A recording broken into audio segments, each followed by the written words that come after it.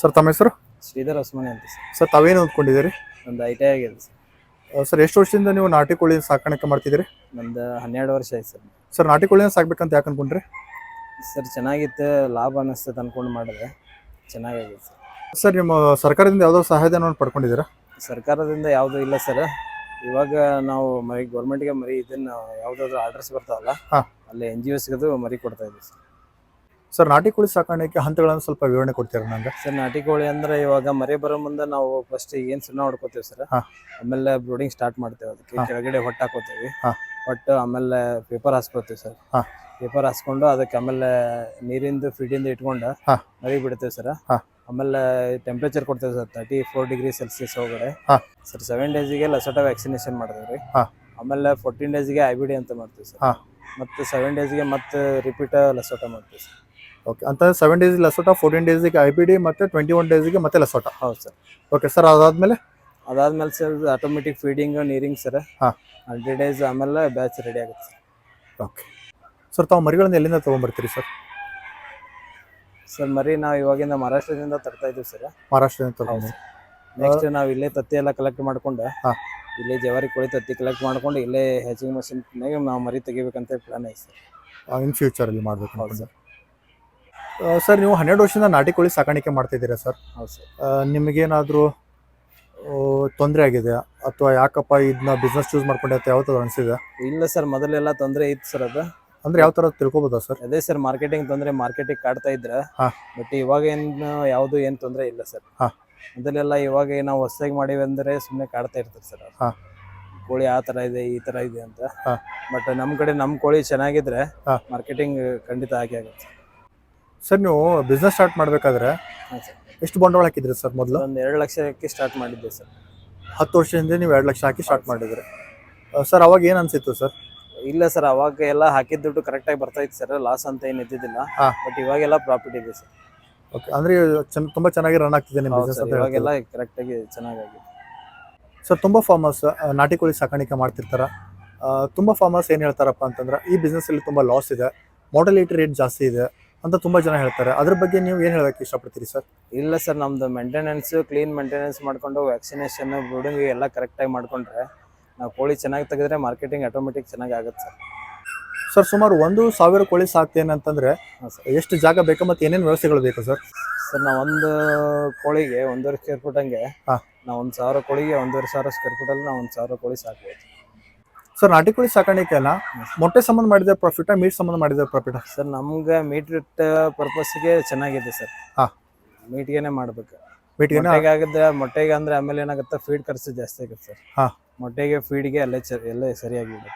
Okay, ನಾವು ಮೀಟಿಗೆ ಮಾಡಿ sale ಮಾಡಿಬಿಡ sir. Sir, ತಮ್ಮಲ್ಲಿ ಪ್ರೊಡಕ್ಷನ್ ಯಾವ ಥರ ಮಾಡ್ಕೊಂಡಿದ್ದೀರಿ ಸರ್? ನಾವು ಬ್ಯಾಚ್ ವೈಸ್ ಮಾಡ್ಕೊಂಡಿದ್ದೀವಿ ಸರ್. ಅಂತ ಎವ್ರಿ ಮಂತ್ ಪ್ರತಿ ಬ್ಯಾಚ್ ಬರ್ತಾ ಇರೋ ಸರ್? ನಾವು ಮಂತ್ಲಿ ಒಂದೊಂದು ಬ್ಯಾಚ್ ಮಾಡ್ಕೊಂಡಿದ್ದೀವಿ. ಈ ತಿಂಗಳ ಒಂದು, ಮುಂದಿನ ತಿಂಗಳ ಒಂದು, ನೆಕ್ಸ್ಟ್. ಸರ್, ಕೋಳಿ ಸಾಕೋದ್ರಿಂದ ಹಾವುಗಳ ಕಾಟ ಜಾಸ್ತಿ ಇದೆ ಅಂತ ಹೇಳ್ತಾರೆ, ಅದ್ರ ಬಗ್ಗೆ ಏನು ಹೇಳ್ತೀರಿ ಸರ್? ಇಲ್ಲ ಸರ್, ಹಾವುದು ಏನು ಬರಲ್ಲ ಸರ್. ನಾವೇನು ಸೈಡ್ ಜಾಲರಿ ಮೆಶ್ ಹಾಕ್ತೇವಲ್ಲ, ಆ ಮೆಶ್ನ ಒಂದು ಸ್ವಲ್ಪ ಸ್ಮಾಲ್ ಸೈಜ್ದಾಗ ಹಾಕೊಳ್ಳೋದು. ಸೈಡ್ ಆ ಕಡೆ ಈ ಕಡೆ ಎಲ್ಲ ನಮ್ಮ ಸೈಡ್ ಸುತ್ತಮುತ್ತ ಎಲ್ಲ ನಾವು ಕ್ಲೀನ್ ಮೇಂಟೆನೆನ್ಸ್ ಮಾಡಿದ್ರೆ ಯಾವ್ದು ಹಾವುದು ಯಾವ್ದು ಬರಲ್ಲ ಸರ್. ಏನೂ ತೊಂದರೆ ಇಲ್ಲ? ಇಲ್ಲ ಸರ್. ಸರ್, ಫೀಡಲ್ಲಿ ಯಾವುದೋ ಥರ ಬರುತ್ತೆ ಸರ್? ಸರ್, 3 ಟೈಪ್ ಫೀಡ್ ಬರುತ್ತೆ ಸರ್. ಓಕೆ, ಒಂದು ಮರಿ ಇದ್ದಾಗ ಫ್ರೀ ಸ್ಟಾರ್ಟರ್ ಬರುತ್ತೆ. ಆಮೇಲೆ 25 ಡೇಸಿಂದ 50 ಡೇಸ್ಗೆ ನಾವು ಸ್ಟಾರ್ಟರ್ ಅಂತ ಹೇಳಿ ಹಾಕ್ತೀವಿ. 50 ಡೇಸಿಂದ ಕೋಳಿ ಮರಿ ಪೂರ್ತಿ ದೊಡ್ಡ ಕೋಳಿ ಹೋಗೋವರೆಗೂ ನಾವು ಫಿನಿಶರ್ ಹಾಕ್ತೀವಿ ಸರ್. ಓಕೆ ಸರ್, ಒಂದು ಕೋಳಿ ರೆಡಿ ಆಗಬೇಕಂದ್ರೆ ಎಷ್ಟು kg ಫೀಡ್ ಬೇಕು ಸರ್? ಸರ್, 3.5ರಿಂದ 4 kg ಹೋಗುತ್ತೆ ಸರ್. ಮಿನಿಮಮ್ ಬೇಕು? ಹೌದು ಸರ್, 4 kg ಫೀಡ್ ಬೇಕು ಸರ್. ಸರ್, ಕೋಳಿಗಳನ್ನು ಸರ್ ರೆಡಿ ಮಾಡೋಕ್ಕೆ ಅಂದಾಜು ಎಷ್ಟು ಖರ್ಚು ಬರ್ಬೋದು ಸರ್? ಸರ್, ಒಂದು ಕೋಳಿ ರೆಡಿ ಆಗೋಕ್ಕೆ ಮರಿ ಎಲ್ಲ ಹಿಡಿದು ನಮ್ದು 200ರಿಂದ 220 ರೂಪಾಯಿ ಖರ್ಚು ಬರುತ್ತೆ ಸರ್. ಓಕೆ, ಫೀಡು ಮರಿ ಎಲ್ಲ ಹಿಡಿದು. ಸರ್, ಅದಾದ್ಮೇಲೆ ಎಷ್ಟಕ್ಕೆ ಸೇಲ್ ಮಾಡ್ತೀರಾ ಸರ್ ತಾವು? ಸರ್, ನಾವು ಇವಾಗ 220 ರೂಪಾಯಿ ಪರ್ kg ಇದೆ ಮಾರ್ಕೆಟಿಂಗ್ ರೇಟ್. ಹೌದಾ ಸರ್? ನಾಟಿ ಬ್ರೀಡ್. ಅದನ್ನ ನಾವು ಇವಾಗ 1.6 ಬಾಡಿ ವೇಟ್ ಬಂದಿದೆ ಸರ್. ನನಗೆ ಅದು 360ವರೆಗೂ ಆಗುತ್ತೆ ಸರ್.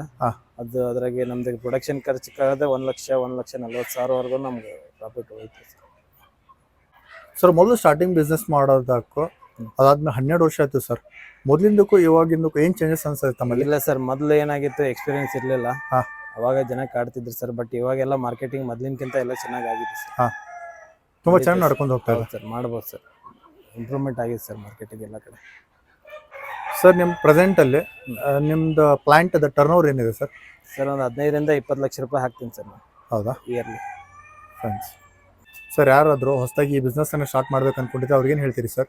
ಸರ್ ಬಿಸ್ನೆಸ್ ಮಾಡ್ದಾನಂದವ್ರಿಗೆ ಇವಾಗ ಡೇ ಒನ್ಗೆ ಏನು ಇಂಟ್ರೆಸ್ಟ್ ಇರುತ್ತಲ್ಲ ಹಾ. ಅದು ಕೋಳಿವರೆಗೂ ಹೋಗೋವರೆಗೂ ಇಂಟ್ರೆಸ್ಟ್ ಇತ್ತಂದ್ರೆ ಹಾ. ಕೋಳಿ ಚೆನ್ನಾಗಿ ಬರುತ್ತೆ. ಓಕೆ, ಅಂದರೆ ನಾವು ಮಾಡೋ ಕೆಲಸದಲ್ಲಿ ನಾವು ಶ್ರದ್ಧೆಯಿಂದ ಮಾಡ್ಬೇಕಂತ ಹೇಳ್ತಾ ಇದ್ದೀವಿ. ಕರೆಕ್ಟಾಗಿ ನಾವು ಒನ್ ಡೇ ಇಂದ ಹಿಡಿದು ನಂದು ಏನು ಕೋಳಿ ಹೋಗೋವರೆಗೂ ಹಾ. ಅದೇ ಇಂಟ್ರೆಸ್ಟ್ ಇದ್ರೆ ಕೋಳಿ ಚೆನ್ನಾಗಿ ತೆಗೆದು ನಾವು ಚಲೋ ರೇಟಿಗೆ ಕಳಿಸ್ಬೋದು ಸರ್. ಸರ್, ನಿಮ್ಮ ಪ್ರಕಾರ ಸಕ್ಸಸ್ಗೆ ಕೀ ಏನು ಸರ್?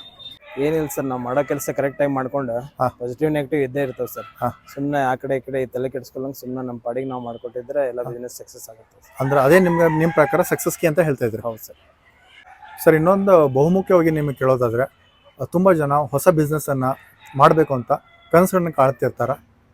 ಆವಾಗ ಅವ್ರಿಗೇನಾದರೂ ಒಂದು ಸಮಸ್ಯೆ ಬಂದೇ ಬರ್ತಾ ಇರುತ್ತೆ.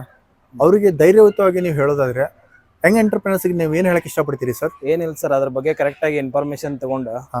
ಕರೆಕ್ಟಾಗಿ ಅದ್ರ ಬಗ್ಗೆ ತಿಳ್ಕೊಂಡು ಆಮೇಲೆ ಬಿಸ್ನೆಸ್ ಮಾಡಿದ್ರೆ ಯಾವುದು ಲಾಸ್ ಇಲ್ಲ ಸರ್. ಮಾಡೋ ಕೆಲಸ ನಾವು ಕರೆಕ್ಟಾಗಿ ಮಾಡ್ಕೊಂಡು ಹೋಗ್ತೀವಿ ಸರ್ ಅಷ್ಟೇ. ಸರ್, ನಾವಿವಾಗ ಕಾರ್ಯಕ್ರಮದ ಕೊನೆ ಹಂತದಲ್ಲಿದ್ದೇವೆ. ಹಾಂ ಸರ್. ಮೊದಲನೇದಾಗಿ ಈ ಸಮಯವನ್ನು ನೀಡಿದ್ದಕ್ಕಾಗಿ ತಮಗೆ ಹೃದಯಪೂರ್ವಕ ಧನ್ಯವಾದಗಳು ಸರ್. ನಮಗೆ ಕುಕ್ಕೂಟ ಉದ್ಯಮದ ಬಗ್ಗೆ, ನಾಟಿ ಕೋಳಿ ಸಾಕಾಣಿಕೆ ಬಗ್ಗೆ ಇಂಚಿಂಚು ಮಾಹಿತಿಯನ್ನು ನೀಡಿದ್ದೀರಿ. ನಮ್ಮ ವೀಕ್ಷಕರಿಗೂ ಇವತ್ತಿನ ಲಾಗ್ ಇಷ್ಟ ಆಗುತ್ತೆ ಅಂದ್ಕೊಂಡಿದ್ದೇನೆ. ತಮ್ಮ ಸಮಯಕ್ಕಾಗಿ ಮತ್ತು ತಮ್ಮ ಮಾಹಿತಿಗಾಗಿ ಹೃದಯಪೂರ್ವಕ ಧನ್ಯವಾದಗಳು ಸರ್. ಧನ್ಯವಾದಗಳು.